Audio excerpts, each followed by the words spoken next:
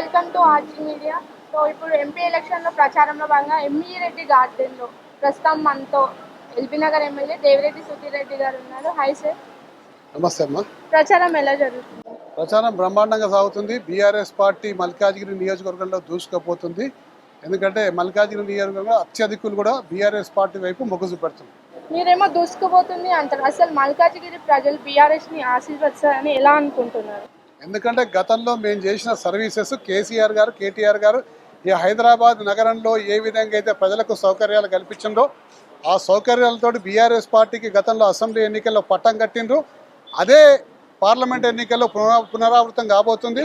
మా అభ్యర్థి రాగిడి లక్ష్మారెడ్డి గారు స్థానికుడు, ఎక్కడో దూరం పోయి కలవాల్సిన అవసరం లేదు. ఇక్కడనే అందరికీ అందుబాటులో ఉంటాడు, పిలిస్తే పలికే మనిషి.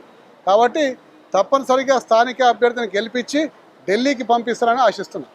మొన్న మీ పార్టీ 2వ స్థానంకి వచ్చింది కదా? మొన్న మా పార్టీ 2వ స్థానంలోకి వచ్చింది. ఒక 10 సంవత్సరాల క్రితం కాంగ్రెస్ స్థానమే లేదు, బీజేపీకి స్థానమే లేదు. స్థానమే లేని వాళ్ళు కొంచెం స్థానం సంపాదించుకున్నారు. 2వ స్థానంలో వచ్చిన వాళ్ళం ప్రథమ స్థానం సంపాదించుకోవాలన్న గ్యారంటీ ఏం లేదు. ఖచ్చితంగా గ్యారంటీగా ఉంది. ప్రథమ స్థానంలో మేమే ఉంటాం.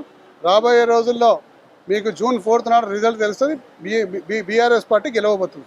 ఇప్పుడు వార్ మొత్తం కాంగ్రెస్ వర్సెస్ బీజేపీ ఉందని అంటున్నారు. అంటే బీఆర్ఎస్ పార్టీకి భయపడి కాంగ్రెస్ వర్సెస్ బీజేపీ అని చెప్పి బీజేపీ శ్రేణులు, కాంగ్రెస్ శ్రేణులు కొత్త పుకారు పుట్టిస్తుంది.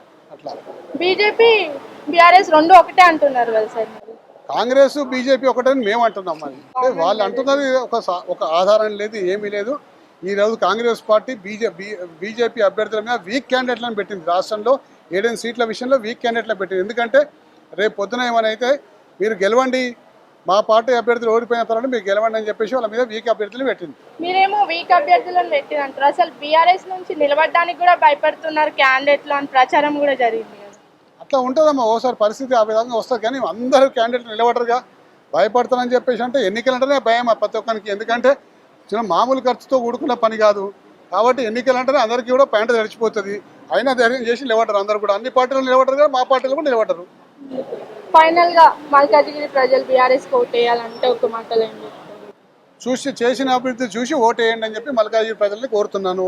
అలాగే మా అభ్యర్థి స్థానికుడు మీకు అందుబాటులో ఉంటాడు. ఎప్పుడు అంటే అప్పుడు దొరుకుతాడు, ఎప్పుడు ఫోన్ చేసినా కలుస్తాడు. మీరు కూడా అప్స్ కూడా పోతే ఇల్లు ఉంటుంది కాబట్టి ఈజీగా దొరుకుతాడు. అరే బీజేపీ అభ్యర్థి పోవాలంటే షామీర్పేట పోవాలి, మరి కాంగ్రెస్ అభ్యర్థి పోవాలంటే బంజారా హిల్స్ పోవాలి. కాబట్టి స్థానిక ప్రజలారా మీ అందరూ కూడా అందుబాటులో ఉండే అభ్యర్థికి ఓటు వేయమని చెప్పి ఈ సందర్భంగా కోరుతున్నాం. అసలు బీఆర్ఎస్కి ఈసారి ఎన్ని సీట్స్ వస్తాయి అనుకుంటున్నారు? 12 సీట్లు వస్తాయని మేము ఆశిస్తున్నాం.